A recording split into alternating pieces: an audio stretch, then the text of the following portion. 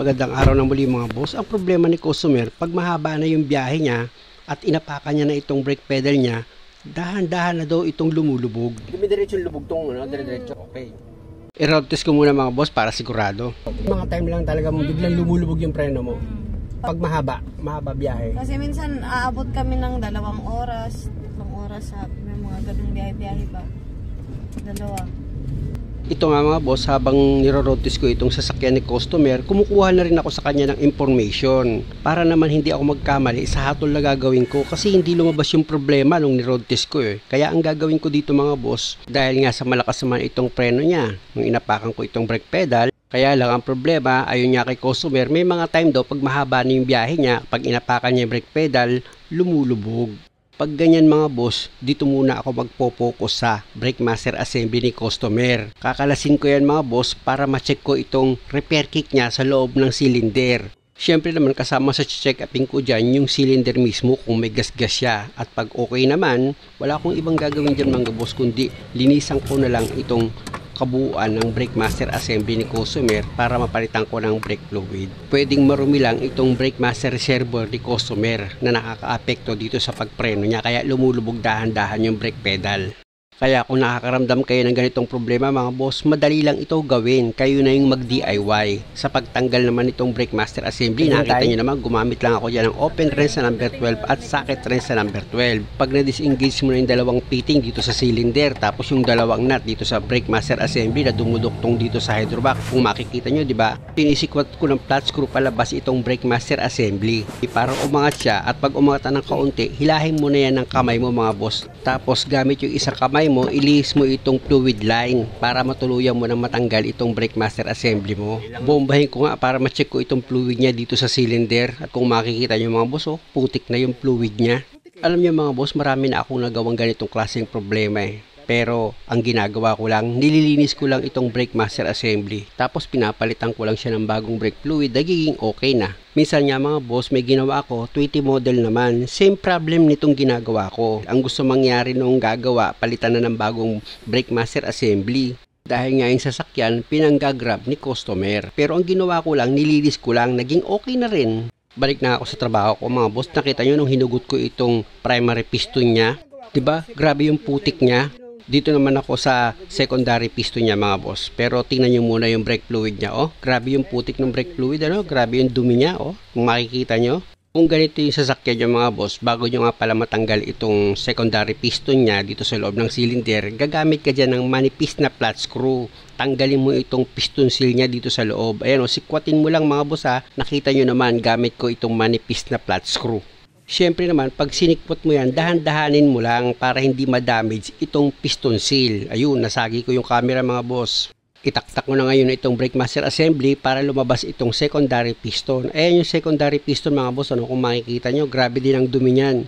Tapos dito naman ako sa brake master assembly mga boss, tanggalin ko itong cap niya. Kung makikita nyo itong loob ng fluid reservoir, yung strainer niya, tatanggalin ko muna mga boss, ano, para makita nyo. O diba, napakarumi rin itong strainer, pati itong loob ng fluid reservoir niya, marumi din siya. Pag ganyan mga boss, madali lang naman yan, nilalagyan ko yan ng powder. Ayan mga boss, oh, kahit anong klaseng powder mga boss na sabon, okay lang yun.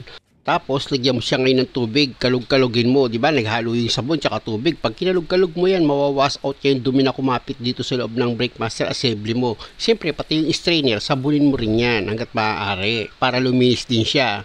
Tapos, yung labas itong brake master assembly, kuskusin mo siya ng basahan na may sabon at pag okay na, pwede mo na ngayong balawan itong brake master assembly mo ng tubig. Ayan mga boss, oh, siguraduhin mo lang na maayos yung pagkakabanlaw mo dyan na yung sabon na inilagay mo na powder, natanggal talaga siya bago mo siya tigilan. Pero itong primary at secondary piston, hindi ko na yan sinabon. Hinugasan ko lang yan ng tubig. Tapos itong strainer, banlawan yung maigi yan. At pag okay na yan mga boss, tuyo na itong brake master assembly.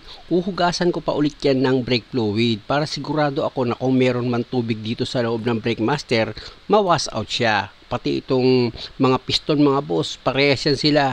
Nilinis ko ulit yan ng brake fluid. Lahat ng involved sa mga binasakong parts mga boss, binanlawan ko yan ng brake fluid para pag sinimulan ko ng buuhin itong pesa ng brake master assembly, sigurado ako na hindi magkaroon ng contaminated dito sa brake master fluid reservoir. At dahil sa okay na ito mga boss, syempre sisimulan ko ng buuhin yan. Una kong ilalagay dito sa loob ng cylinder itong secondary piston na basayan ng brake fluid. Pati itong cylinder mga boss, ano? Nakita nyo naman, binasa ko ng brake fluid yan para hindi ma-damage yung goma niya dito sa piston. Pero bago mo ilagay itong primary piston mga boss, syempre unahin mo munang ilagay itong piston seal niya dito sa bukana ng master cylinder mo. Sa paglagay niyan mga boss, siguraduhin yung maayos yung pagkakalapat nyo.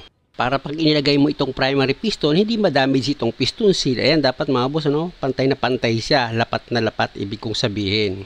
At kung sa palagay mo okay na yung pagkakalapat ng piston seal, pwede mo na ngayon ilagay itong primary piston. Gaya ng sinabi ko, dapat basayan ng brake fluid, pati itong cylinder. Inuulit ko lang yan mga boss para hindi nyo makalimutan. Sa paglagay niyan mga boss, dahan-dahanin mo lang para hindi ma-damage nga yung piston seal.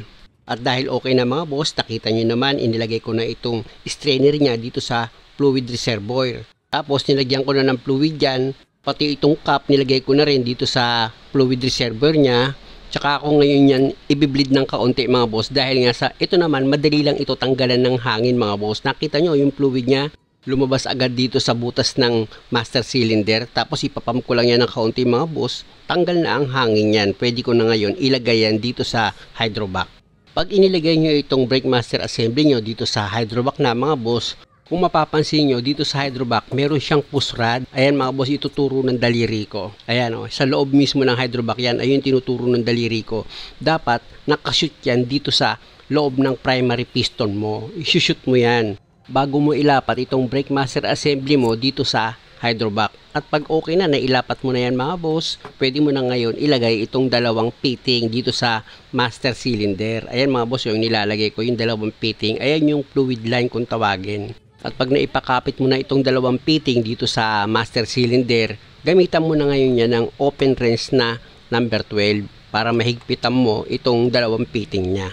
At pag okay na, pwede mo na ngayon ilagay itong dalawang nut dito sa brake master assembly na dumuduktong dito sa hydrovac. Ipakapit mo muna yung dalawang nut yan mga boss. Pag okay na, gamit ka ngayon ng socket wrench na number 12 para mahigpitan mo ng maayos itong dalawang nut dito sa brake master assembly. Siguraduhin mong maayos yung pagkakahigpit mo ng dalawang nut dyan mga boss. Hindi kasi pwedeng maluwag yan para hindi siya magkaroon ng singaw.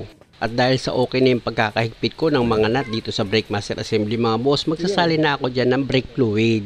Dahil ang susunod kong gagawin dyan, ipapa-start ko naman itong makina dahil nga sa magbi-bleed na ako. Pero bago yun, i-connect mo muna itong socket wire dito sa brake master assembly mo. Yan kasi yung sa sensor niya mga boss, importante na nakakonect yan. Pag i-start na yan, sige, bomba sa brake pedal! After ng ilang segundo, ipapapirmis mo yan, nakadiin sa brake pedal. Steady din lang ha. Steady din. Number 12 itong ginamit ko mga boss ha. Ayan, nakadiin yan eh. Lalabas ngayon yung, nakita nyo, buo na yung fluid na lumalabas, ano? Wala isang hangin. Bomba! Ayan. After a seconds ulit, perme! Luluwagan mo naman yung isa pa. Okay na yung dalawang pagbibleed, dalawang beses, okay na yun. Nakadiin sa brake pedal, yun, basta yung fluid niya. At pag okay na, higpitan mo na itong fitting. Final mo na ngayon yung higpit dito sa mga fitting niya. At ang gagawin natin susunod dyan, road test na tayo kung lumulubog pa itong brake pedal ni customer. Siyempre naman mga boss, after mo magawa yan, punasan mo itong brake master assembly mo para pag nag-leak test ka, madali mong makita kung meron siyang tagas. At siyempre, buhusan ko muna itong pinagtuluan ng brake fluid. Actually mga boss, kada patak ng brake fluid dyan, binubuhusan ko yan ng tubig para hindi masira yung pintura. Alam nyo naman yung mga baser, naghahanap yun ng maipupuntos nila. Bible speaking, lumayo ka sa taong ang hinahanap niya sa kanyang kapwa ay pagkakamali. Lumayo ka ron, masamang tao yun. Magro-road test na kami ni customer para malaman natin siya na yung pahatulin ko. Medyo matagal nga lang at malayo talaga yung pag-road test na ginawa namin ni customer para sigurado kami na kung lulubog pa ba itong brake pedal niya or hindi na. I-shortcut ko na itong pag-road test namin mga boss. Pero bago yun, papasalamat muna ako sa inyo. Salamat mga boss sa panonood at sana wag niyo naman kalimutang mag-subscribe sa channel ko. Okay na? Yung Okay ano? na. Ha? Okay na ma'am? Oo, yan. I-brake ko ha. Sige. Mabilis. Brake. Ayan. Good. Good? Hindi na siya nalubog mula kanina, hindi mo naramdaman. Hindi na. Narinig yung mga boss, ano? Maraming salamat.